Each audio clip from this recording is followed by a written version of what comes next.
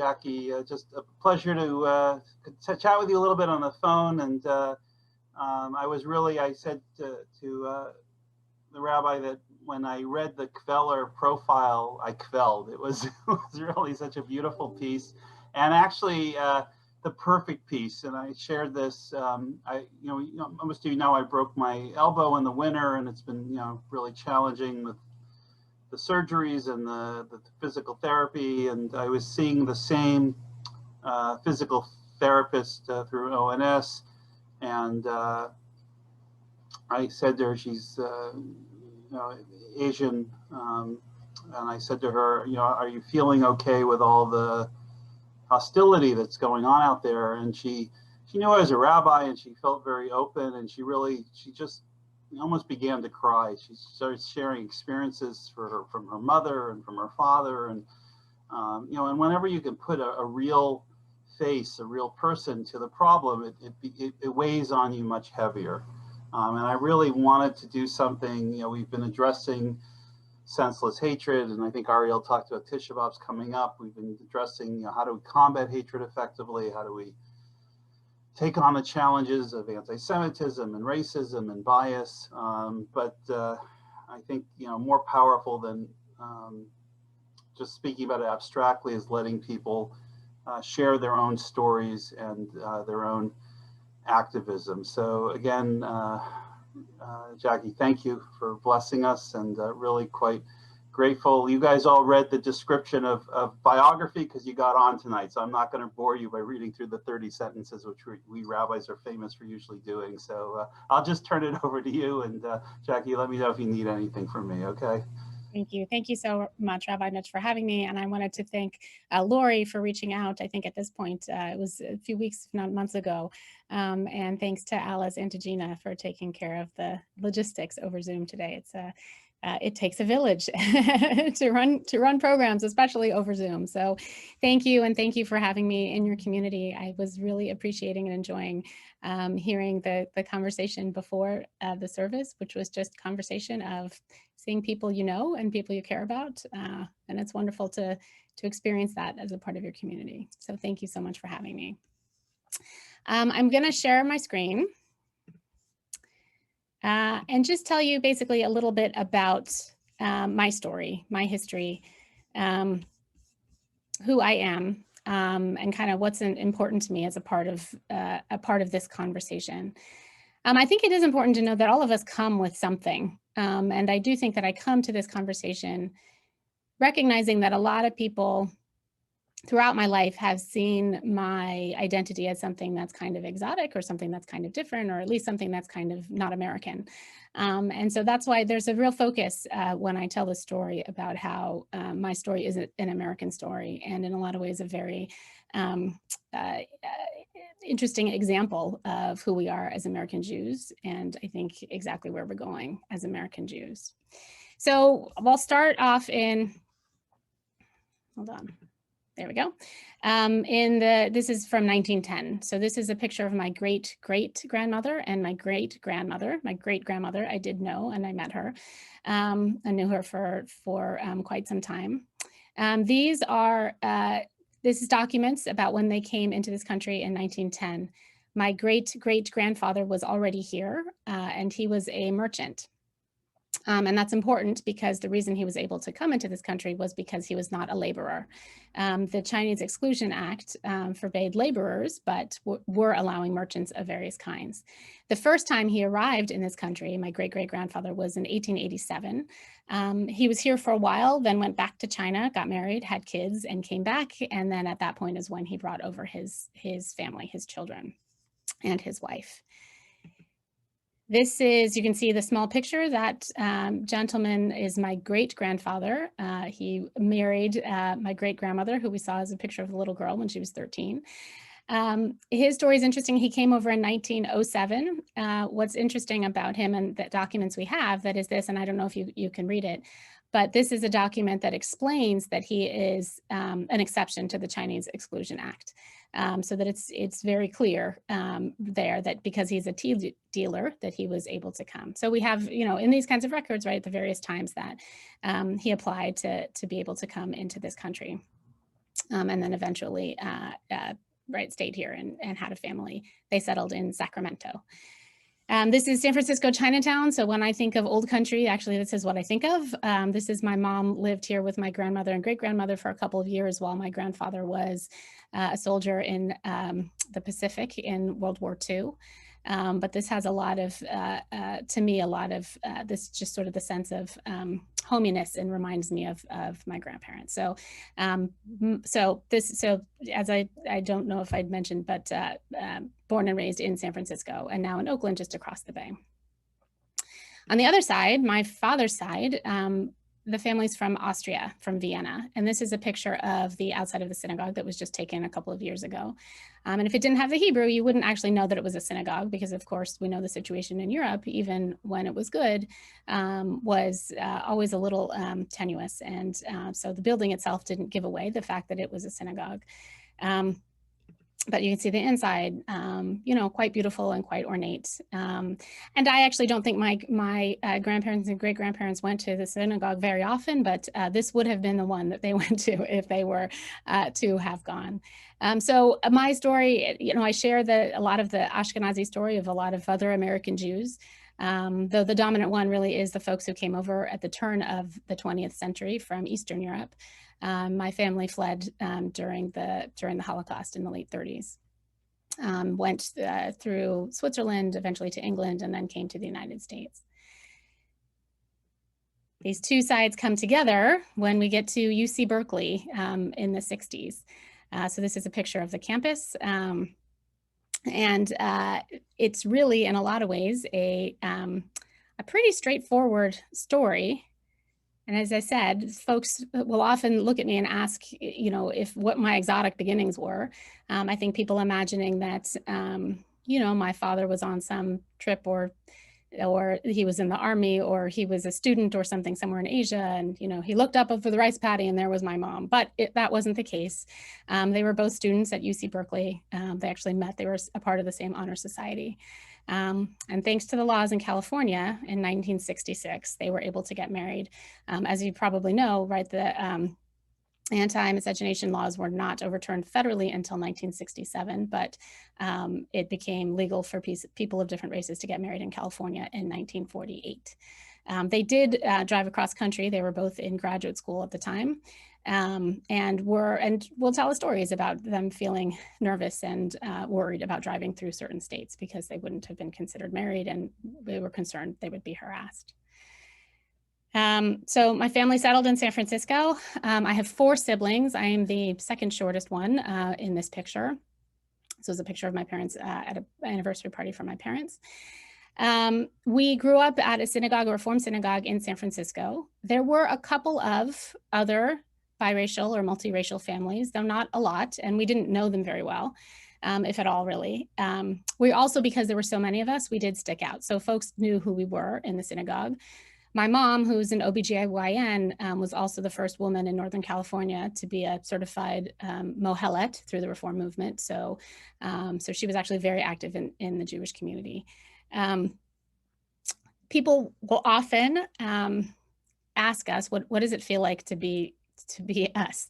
You know, what does it feel like to come from multiple peoples, to come from 2 different peoples and 2 different traditions?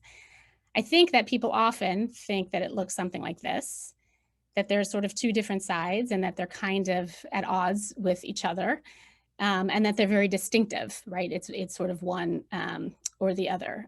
So people ask, you know, how do you manage multiple identities? When do you pick one over the other? Do you feel more Jewish? Do you feel more Chinese? Those are the kinds of stories that I've or rather the kinds of comments that people have asked over time. But I would say it feels much more like this, which is to me just a family picture. And this is a picture from my bat mitzvah at a beautiful synagogue, Shereth Israel in San Francisco. And to me, it's just family. There are differences, of course, between, you know, my mother's family and my father's family, but that's the truth in every family, that there's different, you know, traditions and cultures in every family. And so mine coming together, race was a piece of it, but it certainly didn't stand out as something that made it difficult for my family to come together. And we're very fortunate for that, for sure. I think of being biracial, being Chinese and being Jewish, the same way I think of being a daughter and a sister. You're the same all the time. And maybe sometimes, one is more relevant than the other in a given situation, but that it isn't a matter of sides and that, sort of one taking over the other. But that I feel very fortunate. It's a very kind of I feel whole. I don't feel divided. And I think that's an important message that I try to get across when I have this conversation with folks. What does it mean though, right? Having multiple rich traditions is that I did have Chinese lion dancers at my bat mitzvah. This is another picture of my bat mitzvah. All of my siblings did. And then when my mom became bat mitzvah, after the 5 of us did, my youngest brother and my cousins who had taken some Chinese lion dancing lessons had actually, they did some line dancing at my mom's bat mitzvah. So, at these times that are celebrations for our family, we do and have used the symbols and the ways of celebrating on both sides, or both traditions, even though, right, the service itself, if you were to go to Shearith Israel that morning, looked like the same service that you would see on any Saturday. This is me and my siblings again, and my youngest brother's bar mitzvah. He's the one with the talit. One of the things that we felt really lucky and fortunate about is the way that our parents approached the fact that we were from 2 traditions, that they told us that we were very lucky, really fortunate to be from 2 rich, long-standing traditions and 2 peoples.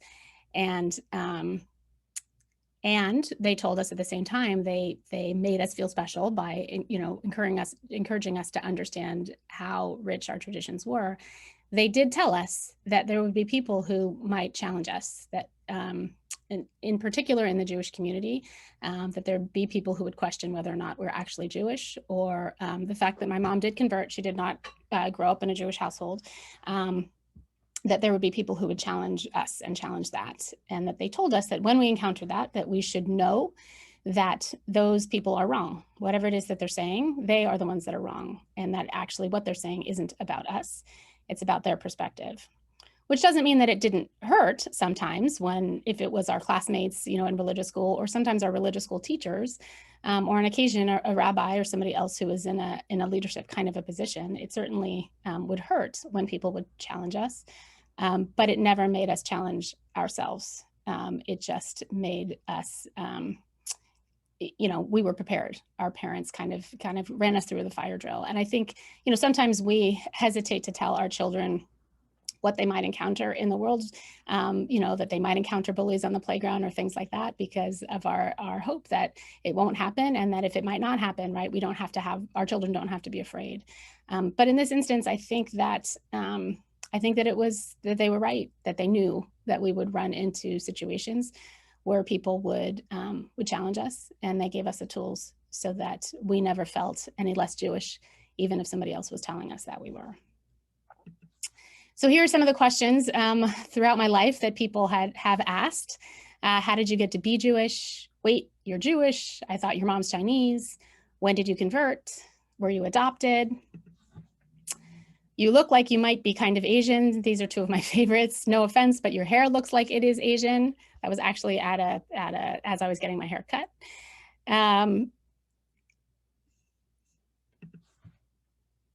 And some of these others, which I think were actually meant to be kind.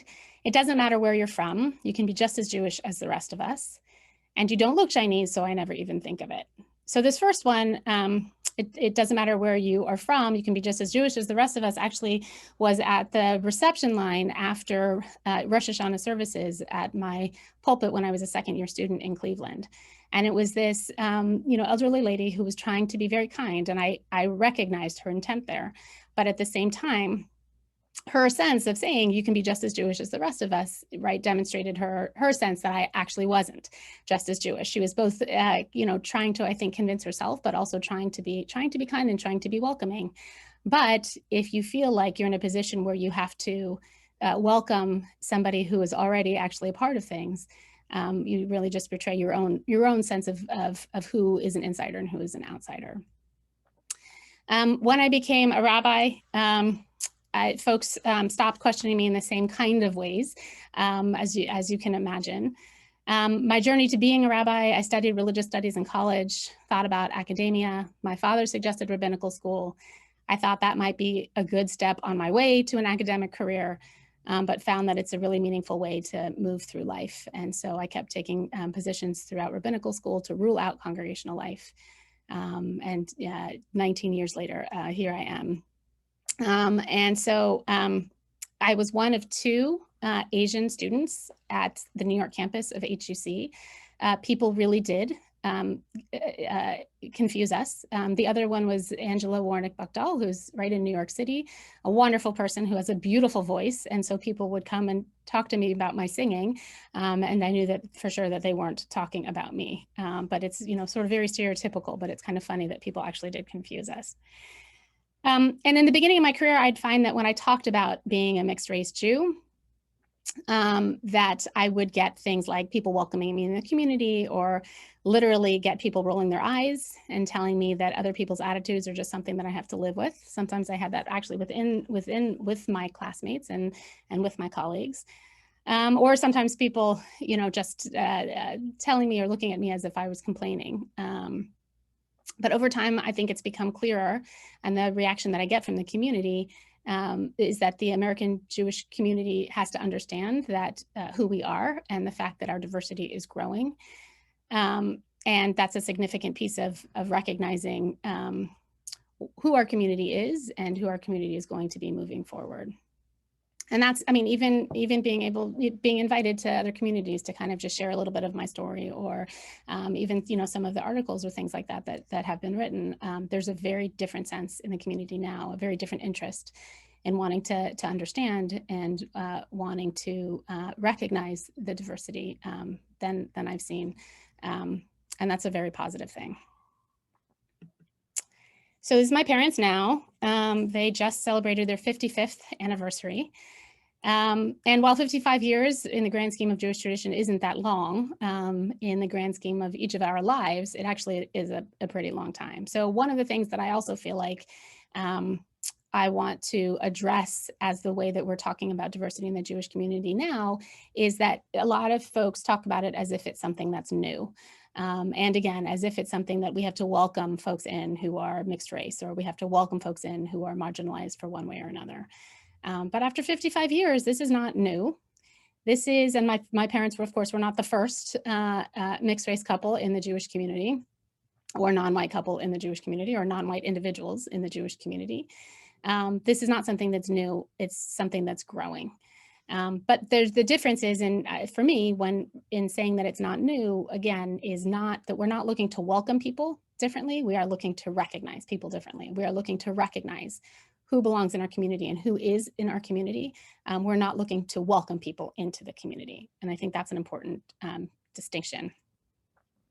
And I think that the fact that this is a growing phenomenon within the Jewish community is actually entirely related to what is going on in the greater American community. So this is already a couple of years old, but we're looking at since 1967, when it was no longer illegal for people of different races to get married in the United States as a whole.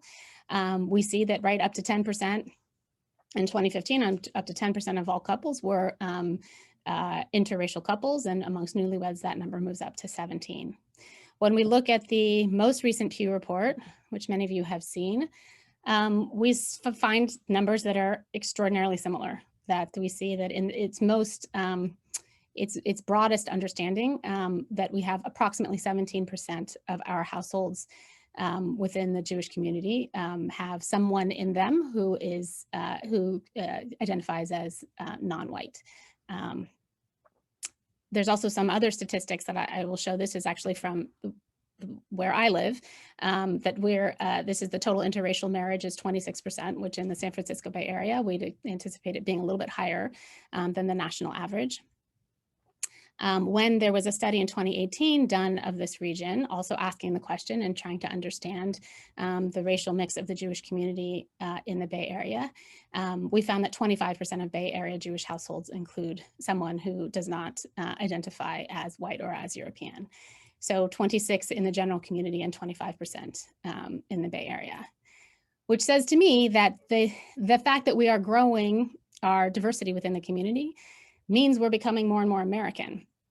wherever we have lived, we have always started to look like the people that we live amongst. And the fact that we are seeing this, and that it's growing, so we're seeing more and more of it, the fact that we're talking about it more, I think means that we are becoming our own distinct identity as American Jews. It's a symbol of that. Obviously, we've been in this country for a long time, but I think it's a way of a marker to recognize that we are a distinct form of Judaism in the United States as American Jews. And I find that really to be very exciting, that this is, that we are in the process of making our mark as a distinct form of Judaism within the continuum of Jewish identity and Jewish history. And I think that's an exciting thing. And another family picture, this is my son's bar mitzvah a couple of years ago. He's now almost 18 years old. But just to show that this is my family now, that every person in the youngest generation here is of mixed race or mixed identity. Some are, multiple European identities, but that everybody here can recognize that, right? It's the mixing of different kinds of cultures and different kinds of races that is unique to the situation here that we have in the United States that enables my family to be who my family is. So I'll stop there. And I thank you all for listening and for seeing all my family pictures, and see if there's any questions or things that anybody would like to ask. So if people, if you're on camera, you can raise your hand, and Alice or Gina can signal you. If you're know how to virtually raise your hand, you can certainly do that as well. Looks like Dale has a hand up. Dale, you want to unmute and we'll get you a comment. Thank you so much. Such an interesting conversation. My question has to do with the recent rise in anti-Semitism and anti-Asian violence. How have you handled that? How has it affected the community in where you are? And if you could speak to that, I think that would be really very interesting. Yeah, I thank you for the question and for the sensitivity around it. I think in the greater Asian and Asian American community, the racism is not new. The kinds of things that people think or the kinds of things that people say is not new. The sense that people always think that we're foreigners. I mean, as I said, my mother was she's the third generation to become an American citizen, she by being born here. And in my father's family, he was the first one in his family to become an American citizen, but people always assuming that the European side must have been here for so much longer. So all of those ways of thinking about things are not things that are new. The violence is what has been scary. And I think that's what people, just as Rabbi Mitch was saying, right, that as individuals, when you feel, under threat in that way, I think that is scary. I think that does urge you to seek out community and support and allies. And I do think that it's been a nice thing to see people coming around to support the Asian American community. I've also had conversations with various Asian organizations that are actually reaching out to folks like the ADL to try to understand some of the ways that the ADL has approached fighting anti-Semitism throughout the years. That the Asian American community has, the attitude toward it has been such that we kind of keep our heads down, but that it's time. I think people are feeling it's time that we kind of organize that and combat it in a different sort of a way. Anti-Semitism is our own building in our sanctuary has been recently within the last year faced with swastikas and those kinds of things. And there's lots of other scary things, obviously, far worse than graffiti that's been happening all over. I think, to me, one of the things that is very similar about the experiences is this kind of sense of being in between. So as being Asian American means that sometimes in conversations about race, my perspective gets discounted because it isn't basically the Black experience, right? Or that it isn't the experience, a particular kind of oppression or a particular kind of structural racism, that it's not the same thing. And I think, that's a part of the race conversation. At the same time, it's not, I'm not white as a part of the you know, general European conversation either. You know, clearly I'm not in that category either. And so we're kind of in between, and sort of depending on the conversation, kind of move back and forth, you know, in one group or the other. And it just kind of depends on who's going to count us as minorities, if other minority groups are going to count us, or if the majority is going to count us a minority, or if we're seen as part of the majority. And I think being Jewish is actually the same thing, right? I mean, oftentimes, and now more than ever, we get looped into the majority kind of white European category. But I think the rise in anti-Semitism makes it clear that there's lots of folks in the minorities and in the majorities who don't see us as part of the majority, as don't see us as, right, as part of that, that system, that they see us as outsiders. And so we're kind of in between. And I think that's hard on the one hand, because I think you kind of, you don't, it makes it a little harder to feel grounded with anyone except for your own people and your own communities. At the same time, I think that means we also have a little bit of a perspective of what it's like to be a minority and some insight on what it's like to be part of the majority at different times, right? And I think that actually might help us be a bridge to figure out how the more extremes can kind of start to understand each other, and how we build a society that is better than the one that we're living in now. But I think that in that way, I mean, it's interesting because people always have asked me what's similar about Jewish and Chinese traditions. And I think people are expecting me to say, and actually my parents sometimes say as well, it's, you know, the focus on education and the focus on family. But I think, I mean, the more and more I think about it as an American, I think it's this experience of kind of being in between. Thank you very much. Thank you. Thanks for the question. Anyone else had a question? Joan, excuse me. Thank you very much. I'm curious about what paths your siblings took, and if there's any, you know, change or similarity or differences.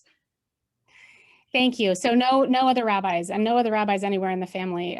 My family thinks too. I've got 2 lawyers, 1 doctor, and are you talking about that career paths, or are you talking about other kinds of, yeah. And my sister is a historian and a politician.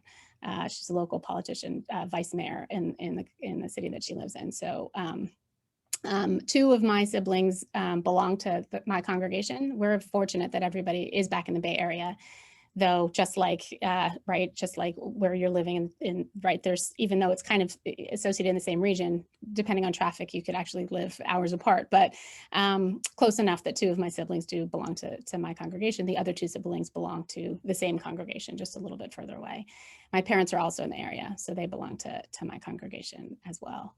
But fortunate that everybody has felt grounded in the Jewish community. Lots of B'nai Mitzvah, and lots of family holidays together. So we've been really fortunate that way. Thank you. Yeah. Have you found, Rabbi,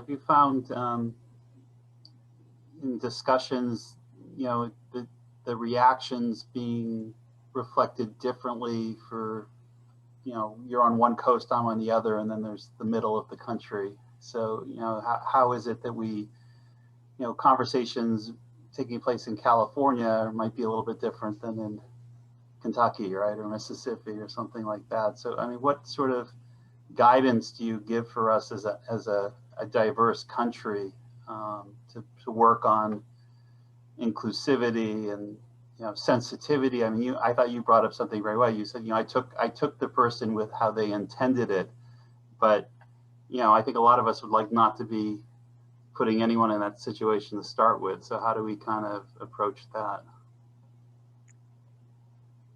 I think being aware of kind of where we sit and how we see people, I think is a you know, a good thing. I think actually in the same way that I talk about my parents kind of giving us time to practice, right, when people would say to us, I think that for all of us to kind of practice when we see folks who at first don't strike us as people that we would imagine being a part of the community, what should we say, right? And I think that what we don't want is to make anybody feel like the way that we are, you know, approaching them or welcoming them into the congregation is, you know, recognizes that we see them as something that's other or something that's different. So I think there's different ways to kind of approach this. And I actually think that the reform movement has some great resources now that folks are using to be able to kind of understand how to do this. But you can say things like, right, if you're curious about someone's race or something else about someone, that's not a question that you lead with. That's a question that, or a topic that can come up within the context of a relationship. And so, right, I would say not to ever ask anybody, you know, how did you become Jewish? Not to ask anybody if they are Jewish, but just to engage people, right, by asking them, you know, welcome to the congregation.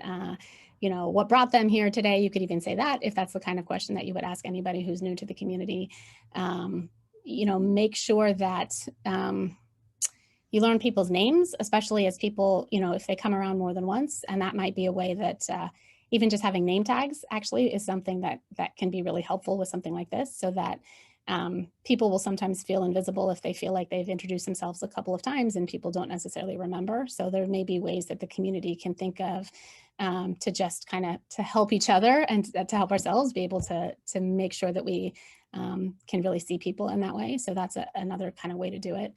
And I think be humble and know that we're all going to make mistakes, big mistakes, that there's going to be times where we will insult somebody or hurt someone's feelings, or that as a congregation, that there's things that we'll put out that are not, you know, in our publicity or things or sermon that's delivered that isn't as sensitive as we had hoped or we had intended. And just grow from that, right? So that if somebody comes to us and says, you know, this is not a nice way to say something, or I'd prefer you, you know, to approach me this way or something like that, for us as much as possible, not to get offended, not to be defensive, but to hear it and to learn and to recognize that we're all going to make those mistakes, because there's not anybody who knows how to be truly sensitive to every other person that they're going to encounter. And as soon as we learn how that initial sensitivity is supposed to go, we're going to encounter something new that we don't really know. So to be open to learning from other people and to be humble and just recognize that we are going to make mistakes. Just as a follow-up, you and I talked a little bit, but you've been very active in, you know, the concrete work of inclusivity within the community and the synagogue. And, you know, as a congregational family here, we started engaging in the subject of inclusivity. We had an inclusivity committee, but I think, you know, we sort of caught the low-hanging fruit, but now we're kind of reaching a little bit higher. So what sort of guidance would you give that would be, you know, good concrete steps as a community to sort of move forward? So I'd like to learn a little bit more about your community before I answer that. So I don't know whether it's Rabbi Mitch or if other people want to talk about it. Are there other times that you've talked about inclusivity in the community? What are the kinds of conversations? Alexandra, I'll put you on the spot as our temple president, but you got a good sense of it. Maybe you could describe a little bit of what we've been involved with. I mean, I think the first step really was sitting around a table to even contemplate what that meant, you know, what the angles were of inclusion that we had maybe overlooked in the past. And it really ran the gamut of, you know, race and religion and, you know, personal practice, as much as it also ranged from physical and learning differences and allowing people to be, you know, physically welcome in our space as much as culturally, socially. I'm trying to think of some of the really concrete steps that we took. I mean, obviously addressing, you know, signage in the bathrooms for gender was a really easy, as Rabbi said, you know, low-hanging fruit. A lot of focus in our education program about children and their families that might need, you know, support to be welcome to, you know, gatherings or, you know, ritual where maybe sound or light might be an issue. I mean, it's so broad. It's almost intimidating when you start to think about all the branches of our community that can often be overlooked. Sharon, did you have your hand up? You want to unmute? Yes, I think another issue in our synagogue is that we have always had a sisterhood, and the sisterhood tends to attract people who have been there a really long time. You know, like I was president 20 years ago. Okay, so and now we formed another group. There's a group of people, younger people who decide they don't want to be part of sisterhood because it equates to older people and they don't want to associate with the older people. So they have formed their own group. And it seems like the younger people don't want to come to sisterhood events and they don't want to include people who are over the age, I guess, I don't know what the age is, maybe 60, that shouldn't be included. So I think working, we try to find activities that would include, that are all inclusive, but it's not just cultural. It's also, I think there's a lot of age issues in our synagogue in this regard. That is a great point. I think that's actually synagogues across the board too. And especially on the topic of sisterhoods or women of Reform Judaism or those things, that it's difficult. Yeah, I appreciate you bringing that up. Yeah, other things? Ariel, you want to unmute?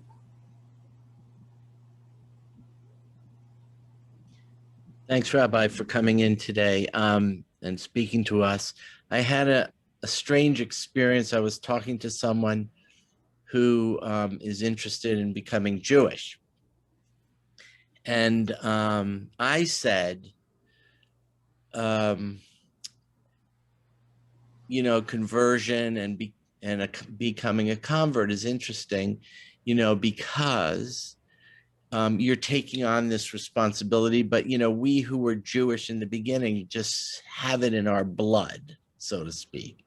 And I found it very common across all, well, especially the Orthodox and the conservative communities, for people to say, oh, that person converted. So it's in our language and our words. And I was surprised when this person responded to me and said, I really don't like that word convert. I really much, and then he was searching for the word.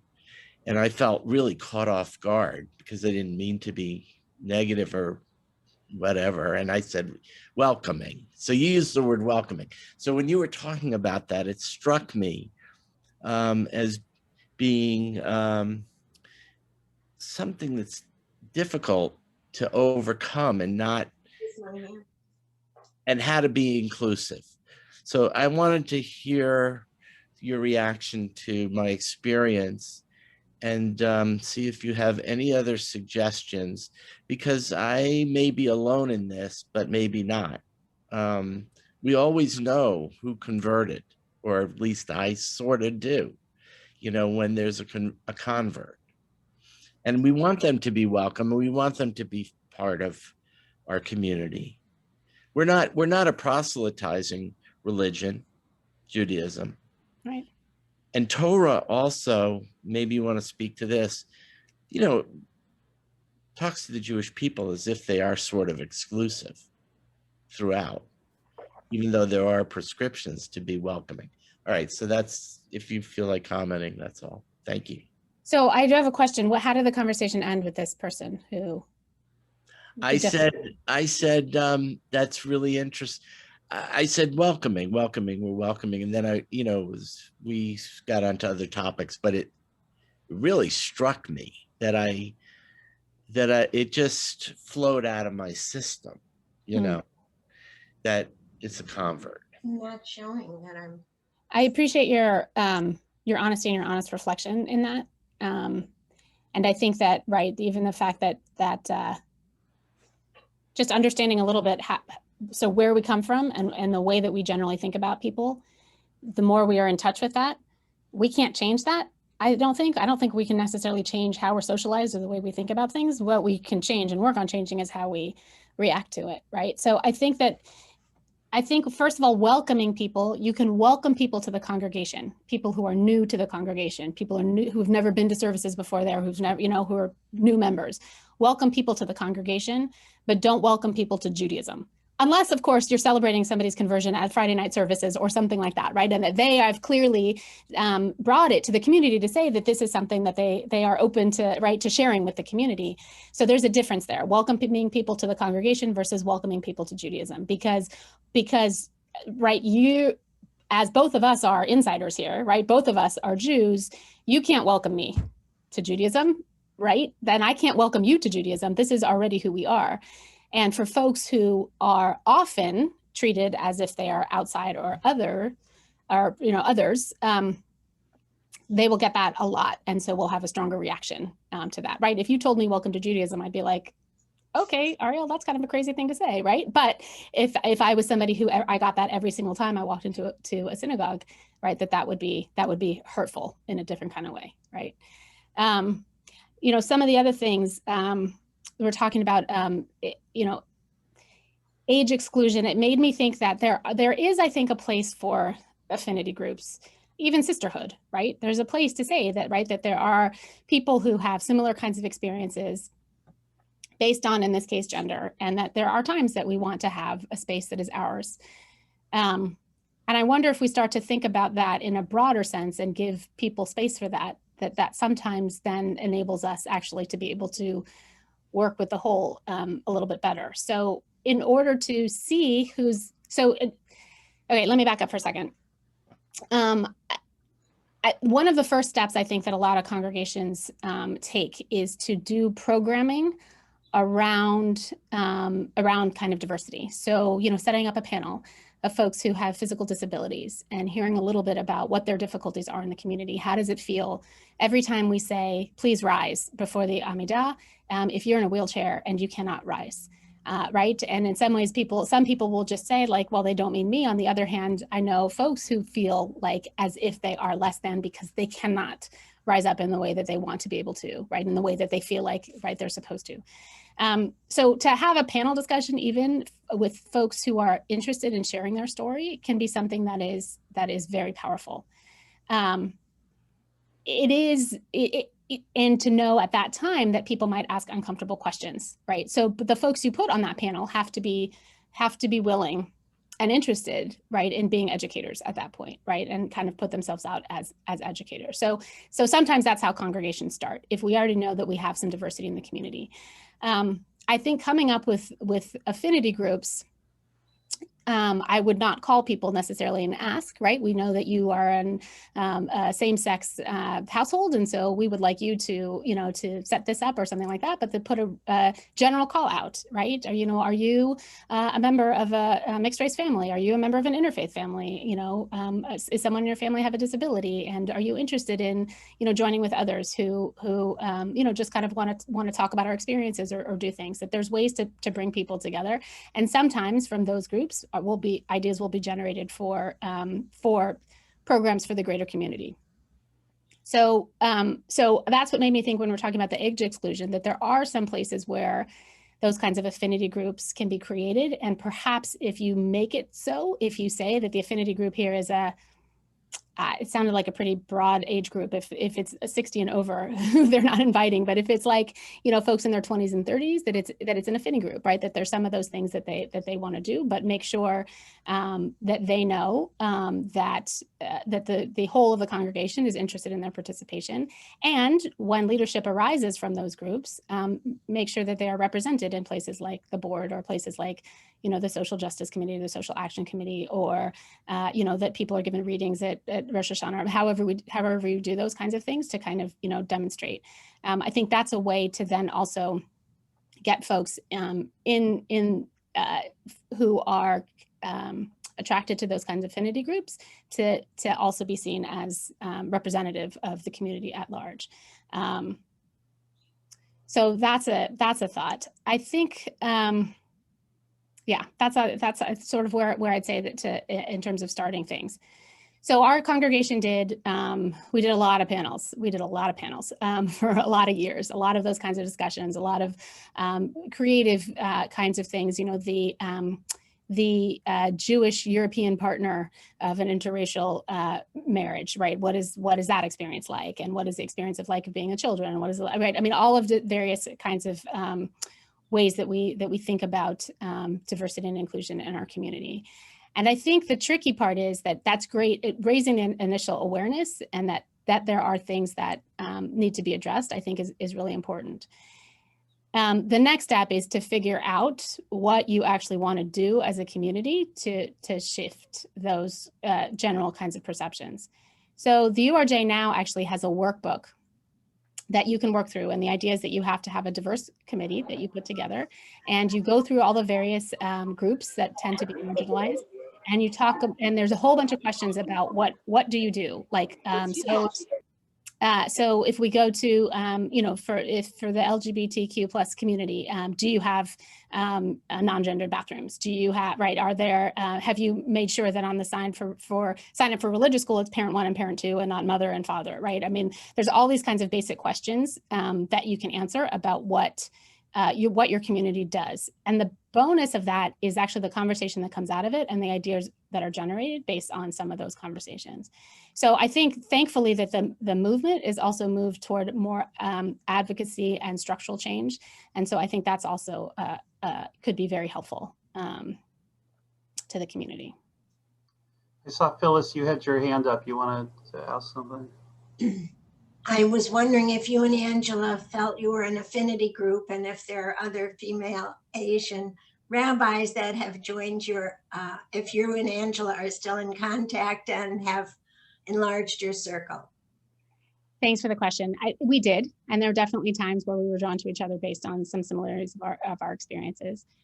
We live very far apart now, and so, you know, are definitely happy to see each other.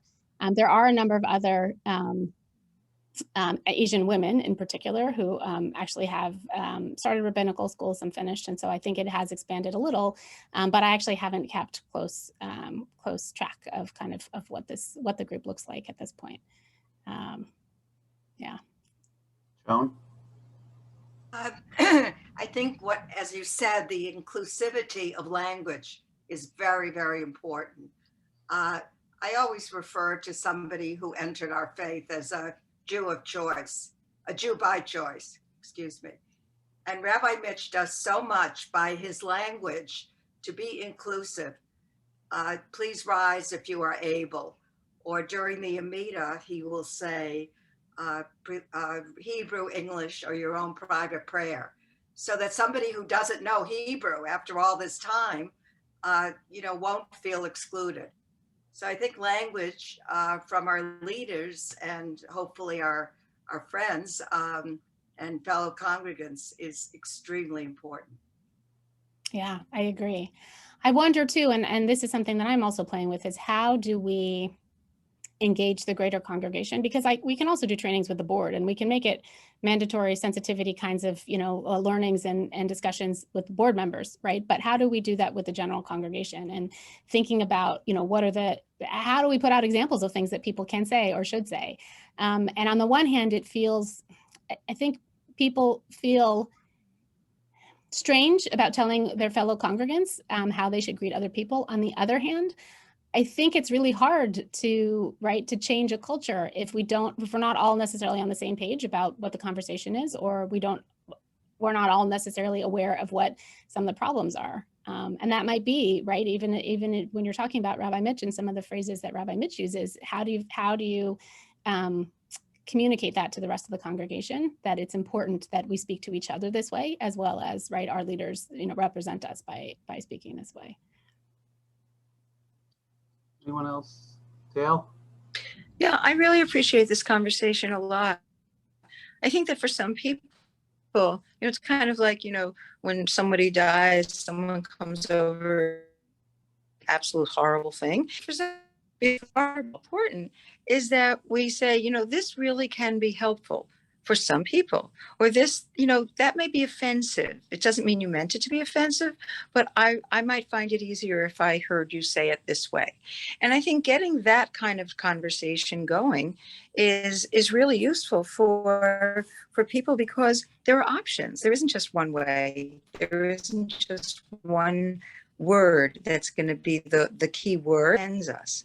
And I think that, as you said before, just being able to tell people, wow, you know, that stung, or that might have been, I might have heard that a little differently if you had said it this way. You have to be present in the moment. You have to be willing to say it. And many of us aren't. So I think just having some opportunities to say, these are things that work, these are things that may work, and these are things that you might want to try. Because we all make mistakes, and we all say things that we are, you know, kind of embarrassed about later when we find out that we might have kept our foot in our mouth. Yeah. But I think not having the conversation is not a good idea. I think we have to have the conversation. Yeah, I appreciate that so much, because I think that these issues are considered sensitive and things that people don't necessarily want to talk about because it is uncomfortable. But the less we talk about it, right, the more problematic it is. If Exactly. we have a culture in our community for saying, oh, actually, you know, as you said, I love that. Like, I might have heard a little differently if you said this. If that was a culture, if that's the thing that people heard and you're accustomed to having people say to you and you to say it, then actually the opportunities for us to learn and understand where people are and what makes people comfortable is fantastic. If we feel like it's a private kind of a conversation, or one that we can't talk about because it's so uncomfortable, we're just going to keep doing it over and over. Right. And so to come into this saying we're all going to make mistakes and we're all going to try to be open and listen, and we're going to help each other and educate each other too when those opportunities arise, because we're all going to be open to it. Right. I think the other piece is that if we recognize that each of us is curious, I think it's really important to understand, particularly children, you know, that they look at people who don't look like them, and they look at and they stare at people, and, you know, typically people just, you know, yank their kids away without really, you know, they're embarrassed, and it's a cycle. And I think that if we understand that we're all very curious, and it's interesting to know other people's stories, and maybe a way to start is to just kind of share our stories and really get people to understand that, you know, you may assume this about me, but let me tell you exactly, you know, where I came from and what my story is, without judgment, just because we're curious and because we're a community. And I think that if we really want to be a community, that's kind of the way we do it. But I like what you said, that the way to start that when you're having when you're kind of recognizing people are curious, is to start with sharing your own story first. Yes. Right. Because I think sometimes people will say, right, I was just curious, I was interested in you, right? That's why I'm kind of grilling you with these questions, when they don't necessarily understand that on the edge, you know, I suddenly just didn't fit the expectation you had in your head. And rather than changing your expectation, you're questioning my existence here, right? And so that's kind of, so, but when you start by saying, I want to share more of who I am, right? Yeah. And what our stories are. And then we see how amazingly diverse we all are in all of the various ways, you know, that we are who we are. And that also broadens people's understanding of what it means to be a diverse community too, that it isn't just certain categories, but it's all kinds of things with experience and practice and things like that. Thank you, Dale. Can you navigate the politics of, you know, the partisan divides, the cultural identity politics, all this type of stuff? You want to be effective. We have people who disagree with each other, have strong views. What's the best way you found to sort of be effective with the person who's got their hands up like this, and sort of, you know, be able to move forward? I don't know if in California it's, you know, as big a divide, but I do find that, you know, even here in Greenwich, that's something that the polarization, the partisan divide has certainly come into play, and then people take positions where arms are crossed, and, you know, so I don't know if you found that experience, and if you have, you know, how you're sort of being effective with that. So absolutely. I actually just got some emails from some folks today, right? So we're frustrated sort of by, you know, the tone that sometimes we take as a congregation, and it's not representative of everybody. Apologies here. Let me turn this off. You know, I think you kind of, in some ways, you take it person by person, that there are some people who are going to be open to the conversation, and there's some who are not. And I think we put our efforts into the folks who are open to the conversation and willing to be a part of, you know, a broader way of looking at things.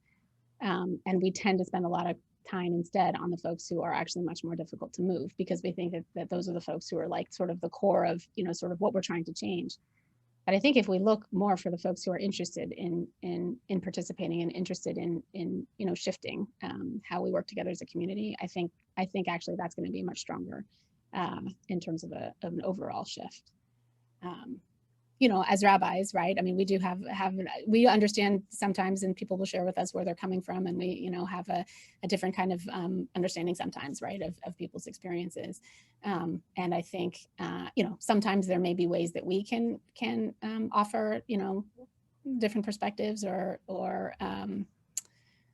different ways of looking at things. But I think I'm not saying that we ignore or write folks off who seem to be a little bit more defensive or seem to be a little bit less open to the conversation. But I think we should spend more of our time on the folks who are open to it. I think that'll ultimately be. And just one other piece I wanted to ask is, within the Jewish world, you sort of briefly touched upon, the Orthodox, and then we kind of moved away from it. I'm sort of curious if you found in the Bay Area that's something that's happening within the totality of the Jewish world, and also if you're engaged with specifically within Zionist activities that are sort of also addressing that, if that's something you have experience with, things that are productive that people might be interested in.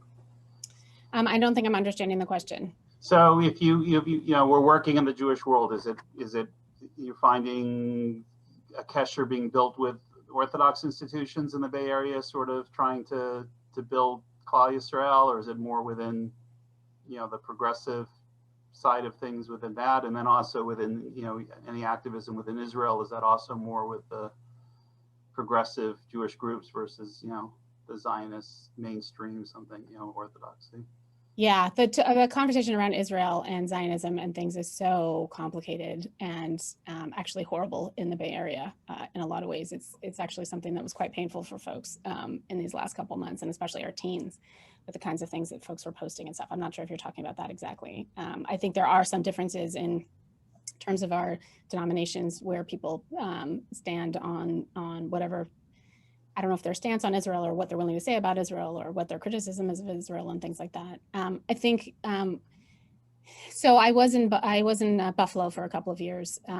In Buffalo, we did have, in the Rabbinic Council, we did have a member of the modern Orthodox synagogue who did sit on the council.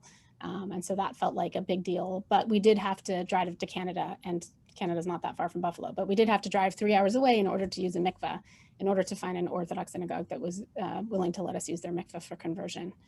In the East Bay of the Bay Area, we actually, our modern Orthodox synagogue raised money specifically through Federation so that it can be called a community mikveh, and that everybody can kind of use it. So I think I say that to be, I don't know if that's the same in the South Bay. I don't know if that's the same in the North Bay. I don't even know if that's the same as Berkeley as it is necessarily in Oakland. I like to think that folks out here are, kind of open to working together, to seeing things similarly, or at least understanding that other folks see us as the same, even if we kind of sometimes highlight our differences. And I think that where I am now, I think we're really lucky. I think it's better than some other places I've experienced, but I'm sure there are places that are better than this too. I will say, in this conversation around diversity, sometimes I wonder, and specifically racial diversity, I do wonder if what the experience is in how it's different. I've been a Reform Jew my entire life. I think that sometimes within a Reform community, because people focus their Jewish identity on this aspect of their heritage, the cultural aspect of their heritage, whether it's the specific story of how their families came to this country, or the food that they eat, or certain kinds of traditions and things that they see as what make them Jewish. And then sometimes that gets challenged if you see somebody who is calling themselves Jewish but then don't share any of those kinds of things. That is some of the strength of people's desire to push people away. Am I making sense? Right? That in some ways that their sense of identity is wrapped up in their cultural heritage. And so when in a Jewish context, you see someone with a totally different cultural heritage, then the question is, how the heck can you be Jewish? As opposed to the focus on, right, what are the things that we share that ultimately are what make us Jewish, right? Both of the, in terms of being a part of the Jewish continuum and being a part of the community today and being, part of study and part of Torah, all of that kind of stuff. And I wonder if for some folks who have, in other communities who have the specifics of Jewish ritual a little bit more central to their lives, or at least that are structure their lives perhaps more than they do mine, that if sometimes there may be less of that same kind of racial concern, because the focus is on, right, the structure of the of their Jewish lives and not necessarily on the cultural piece. I don't know that for sure, and I do know that, right, there's racism everywhere, but I do think that it's very possible that this kind of thing is experienced differently in different denominations. Well, I want to thank my rabbinic colleague for her time tonight. I don't know, Rabbi, if you have teachings that you give out or something people can electronically sign up. If that is something you have, maybe you could put it in the chat bar for people to sign up for. I really, I'm grateful. We're kicking off what'll be the next 3 Thursdays after this. We'll be having on-site, so those who are fully vaccinated can come without masks if you're comfortable. If you are not, or you want to wear a mask, we can certainly set something up socially distancing. But we're going to actually try to do in person the next 3 Thursdays at 7 p.m. having a discussion together on anti-Semitism and senseless hatred. Again, that's sort of thematically tied into Tisha B'Av as we're kind of heading into the 9 days of Av. The inclusivity, as I said, I started off, we had our inclusivity committee. I think we did a really good job with low-hanging fruit, but now I think we've got the more challenging conversations. And I'll just give you one example. We looked at the applications of switching it to mom and dad to parent in parentheses with the S. And I got more complaints on that move than I had gotten on, a lot of other things. It surprised me. More than on the gendered bathrooms? Yeah, much more. So it was, people, you never know what'll be in place. Even, Sharon talked about the sense of hurt that could be from sisterhood on the older members, and the narrative of the younger members is they wanted to do it under sisterhood and they were rejected by sisterhood. So you have all these different stories and narratives. It's hard, but if we can think of ourselves as a family, I think that's the best way of doing it. Joe, I guess your Canadian self, you want to get that last question in, and we're going to, you want to say something quickly? It's just a brief comment because I'm probably now Jason's 13. So we were at the Samuel Meisel nursery school when he started at 2. And I'll tell you that I am a single parent. I'm a single parent by choice. I do not have a husband. I do not have a partner of any kind. And I was most appreciative when the label was changed from to the parents of Jason Rosenthal, and it became to the parent of Jason Rosenthal. So to your point, Rabbi Mitch, I encourage you to continue pushing down that path, because for those of us who do not fit the typical mold, it made a big difference. And I just wanted to share that. It makes a big difference. A big difference, those small things. Yeah. We had our 2-year-old nursery school, and just a few weeks ago, bar mitzvah went by really quickly. So again, Rabbi, thank you. Really appreciate it. God bless. And everyone, again, next 3 Thursday nights, Tisha B'Av, we'll have Rabbi Kevin and Ezra been working on something. So that will be in person, I think also streamed. Alice, is that correct? Do you know? I do not. We will get you that answer. Okay. All right. So, all right, everyone. Lila Tov, thanks so much. Nice to meet you all. Thank you so much. Thank you for a very enjoyable time. Thank you. Thank you. Thank you. Thank you. Good night, everyone. Good night.